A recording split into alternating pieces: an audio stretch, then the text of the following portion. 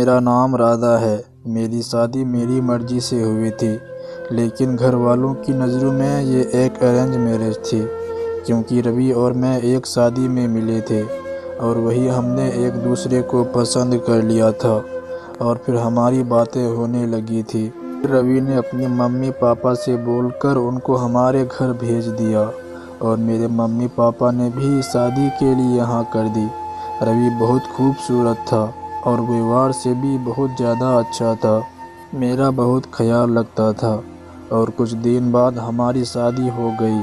ہم بہت خوش تھے اور شادی کے 2 سال بعد میں ممی بن گئی۔ ہماری بیٹی نے ہماری خوشی کو ڈبل کر دیا تھا، مگر میری سسرال والوں کو میری بیٹی کی ذرا بھی خوشی نہ تھی اور میرے پتی کے علاوہ میرے پاس ہاسپٹل میں کوئی نہ آیا۔ خیر، اس بات کا کوئی فرق نہ پڑا کیونکہ میرا پتی میرے ساتھ تھا اور وہ بہت خوش تھا۔ اس کے کچھ دن بعد میرے ممی پاپا بھی دنیا کو چھوڑ کر چلے گئے۔ میرے ممی پاپا کی مرتیو کے بعد میرا مائکے جانا بھی ختم ہو گیا تھا، کیونکہ میرا ایک ہی بھائی تھا جو ممی پاپا کی مرتیو کے بعد دوسرے شہر میں شفٹ ہو گیا تھا، اس لیے کبھی کبھی جانا ہوتا تھا۔ میری شادی کو 8 سال ہو گئے تھے، سب کچھ اچھا چل رہا تھا کہ اچانک میرے پتی کی مرتیو ہو گئی۔ وہ رات کو بالکل ٹھیک سوئے تھے اور پھر ہمیشہ کے لیے ایک گہری نیند میں چلے گئے، جہاں سے آج تک کوئی نہیں لوٹا۔ اس حادثے نے میری زندگی برباد کر دی اور میں زندہ لاش بن گئی، کیونکہ روی کے علاوہ میرا اس دنیا میں کوئی نہیں تھا اور روی بھی اب میرا ساتھ چھوڑ گیا تھا۔ میں پوری طرح ٹوٹ چکی تھی، لیکن مجھے میری بیٹی کو بھی سنبھالنا تھا، کیونکہ اب میں ہی اس کی ماں اور میں ہی پاپا تھی۔ ابھی میں اس حادثے سے ہی باہر نہیں نکلی تھی کہ سسرال والوں نے مجھے گھر چھوڑنے کو بول دیا۔ بولا، جب میرا بیٹا ہی نہیں رہا، تجھے رکھ کر ہم کیا کریں گے؟ جتنا جلدی ہو سکے گھر خالی کر دو۔ پھر میں نے وہ گھر چھوڑ دیا اور اپنے بھائی کے یہاں چلی گئی۔ یہاں آئے کچھ دن ہی ہوئے تھے کہ بھابھی نے طعنے دینا شروع کر دیے۔ پھر میں نے اپنے کچھ سونے کے زیور بیچ دیے جو ممی نے مجھے شادی کے وقت دیے تھے، اور کرایہ پر ایک روم لے لیا اور لوگوں کے گھر کا کام کرنا شروع کر دیا۔ کئی جگہ لوگوں نے مجھ پر بری نظر بھی ڈالی اور میرے ساتھ بدتمیزی بھی کی، لیکن میں نے وہاں سے کام چھوڑ دیا۔ اس کے علاوہ میں کچھ نہ کر سکی۔ ہمارا گزارا ایسے ہی چلتا رہا۔ اب میری بیٹی بھی بڑی ہو گئی تھی۔ میں جب کام پر جاتی تو باہر سے تالا لگا دیتی۔ پورا دن میری بیٹی روم میں بند رہتی تھی۔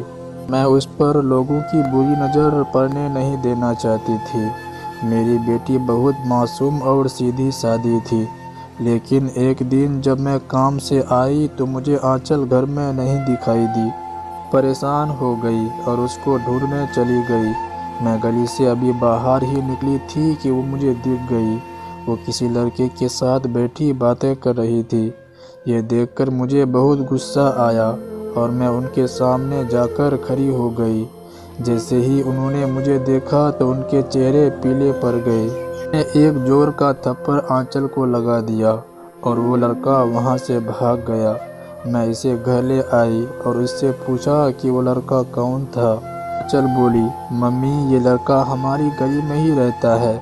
میں ونڈو میں کھڑی تھی تو اس نے مجھے دیکھا اور بولا، اگر تم میرے ساتھ چلو گی تو میں تمہیں بہت سارے پیسے دوں گا، اور تم میرے دہیج کے لیے بہت پریشان تھی، اس لیے میں نے سوچا کہ کچھ پیسے ہی مل جائیں گے۔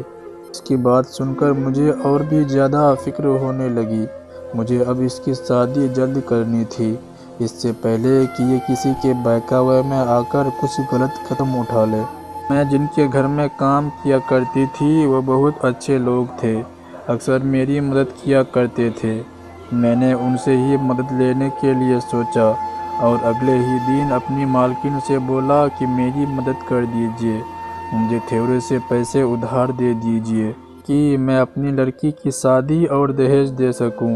میری مالکن کچھ دیر چپ رہی اور بولی، کل اپنی بیٹی کو ساتھ لے کر آنا، میں ان کو دیکھنے کے بعد تمہاری مدد کروں گی۔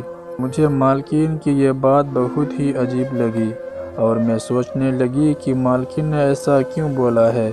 خیر، اگلے دن جب میں کام پر گئی تو بیٹی کو ساتھ نہ لے گئی۔ مجھے اکیلی دیکھ کر مالکین پوچھنے لگی، کیا ہوا، بیٹی کو ساتھ کیوں نہیں لے آئی؟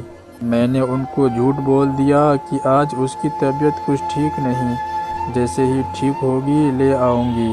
مالکین یہ سن کر مجھے پیسے دیے اور بولی، جاؤ پہلے اپنی بیٹی کو ڈاکٹر کے پاس لے جاؤ اور جب وہ ٹھیک ہو جائے تو اسے ساتھ لے آنا۔ میں اب سوچ میں پڑ گئی، مالکین کو اگر میری مدد کرنی ہی ہے تو وہ میری بیٹی کو دیکھ کر کیا کرے گی، لیکن مجھے ان پر پورا بھروسہ تھا کہ وہ کچھ غلط نہیں کرے گی۔ اور ایک دو دن کے بعد میں اپنی بیٹی کو مالکین سے ملوانے لے گئی۔ انہوں نے میری بیٹی کو دیکھا اور بولی، اسے کچھ دن کے لیے میرے پاس چھوڑ جاؤ تاکہ میں اسے ایک شادی شدہ عورت کے گن سبھی سکھا سکوں، اور اس کے دہیج کا سارا سامان اور شادی کا خرچہ بھی میں خود اٹھا لوں گی، تم بالکل بھی پریشان مت ہونا۔ میں نے مالکین کی بات کا بھروسہ کر لیا اور آنچل کو وہیں چھوڑ دیا اور گھر آ گئی۔ ویسے تو میں پورا دن گھر سے باہر ہی رہتی تھی، لیکن آج آنچل کے نہ ہونے کی وجہ سے گھر خالی خالی اور مجھے کھانے کو دوڑ رہا تھا، اور ساری رات مجھے نیند بھی نہ آئی۔ میرا دل بہت پریشان تھا، اس لیے میں نے صبح ہوتے ہی اور آنچل کو گھر لانے کا فیصلہ کر لیا، اور صبح ہوتے ہی میں مالکین کے گھر پہنچ گئی۔ لیکن جب میں آنچل کو گھر لانے کے لیے بولنے لگی تو اس نے گھر آنے سے صاف منع کر دیا۔ بہت سمجھانے پر بھی اس نے میری ایک نہ سنی۔ اس کا یہ رویہ دیکھ کر مجھے بہت افسوس ہوا۔ میں سوچنے لگی، یہ کیسے ہو سکتا ہے، میری بیٹی ایک رات میں ایسے کیسے بدل گئی؟ پھر مالکین نے مجھے دلاسا دی کہ تم گھر جاؤ اور میں آنچل کو سمجھا کر تمہارے ساتھ بھیج دوں گی۔ میں روتے ہوئے گھر آ گئی اور سوچنے لگی، جس لڑکی کی وجہ سے میں نے اتنے طعنے سنے، گھر سے نکال دی گئی، اپنی ساری جوانی اکیلی نکال دی، اس نے آج میرے ساتھ ایسا کیا، مجھے یہ بات بالکل بھی برداشت نہیں ہو رہی تھی۔ اور اگلے دن میں پھر سے اسے لینے کے لیے گئی، لیکن اس نے مجھ سے ملنے سے بھی انکار کر دیا۔ مجھے یقین نہیں ہو رہا تھا کہ میری بیٹی آنچل ایسا کر رہی ہے۔ اب اپنی مالکین پر شک ہونے لگا اور میں نے سچائی کا پتہ کرنے کی سوچی اور ان کی حویلی کے باہر آ کر کھڑی ہو جاتی۔ 2 دن ایسا ہی کیا، اور ایک دن مالکین اور میری بیٹی کار میں بیٹھ کر حویلی سے نکلی تو میں نے ان کا پیچھا کیا اور دیکھا کہ وہ گاڑی ایک بڑے سے گھر کے باہر کھڑی تھی۔ میری بیٹی اور مالکین شاید اس گھر کے اندر ہی تھی، اور پھر کچھ دیر بعد وہ اسی گھر سے نکلی اور اپنی حویلی میں آ گئی۔ اگلے 3-4 دن میں نے لگاتار ان کا پیچھا کیا۔ وہ دونوں اس گھر میں جاتی اور 1 گھنٹے بعد گھر سے واپس آ جاتی۔ ایک دن میں نے دیکھا کہ میری بیٹی نے لال جوراب پہنا ہوا تھا۔ اب پکا ہو گیا تھا کہ آج شاید اس گھر میں میری بیٹی کے ساتھ کچھ غلط ہونے والا تھا۔ میں نے اندر جانے کی ٹھان لی، لیکن اندر جانے سے پہلے میں نے پاس ہی کے ایک PCO سے پولیس کو فون کر دیا تاکہ اگر اندر کچھ غلط ہو رہا ہو تو پولیس کی مدد سے میں اپنی اور اپنی بیٹی کی جان بچا سکوں۔ اور پھر کچھ دیر بعد میں پہرے داروں سے چھپتے چھپاتے اندر چلی گئی، لیکن جیسے ہی اندر گئی تو سامنے کا نظارہ دیکھ کر میں ہکی بکی رہ گئی، کیونکہ اندر شادی کا منڈپ لگا ہوا تھا اور میری بیٹی اس لال جورے میں منڈپ میں بیٹھی تھی۔ میری مالکین اس کی شادی ایک ویل چیئر پر بیٹھی لڑکے سے کرا رہی تھی۔ میں نے انہیں ترنت سب کچھ روکنے کو کہا اور پولیس بلانے کی بھی دھمکی دی۔ خیر وہ رک گئے۔ میں نے اپنی مالکین سے بولا، سچ سچ بتاؤ میری بیٹی کے ساتھ تم نے کیا کیا ہے، اور ویل چیئر پر بیٹھا یہ لڑکا کون ہے، اور میری بیٹی کی شادی اسے کیوں کرا رہی ہو؟ وہ پولیس کی دھمکی سے بھی نہ رکی اور بولی، پولیس کو بلانے کا میں تمہیں موقع دوں گی تبھی تو پولیس بلاؤ گی نا۔ اس کی اس طرز کی بات سن کر میرے تو جیسے پیروں تلے سے زمین ہی نکل گئی تھی۔ بولی کہ میں تمہیں سچ سچ بتاتی ہوں، یہ لڑکا میرے جیٹ کا بیٹا ہے۔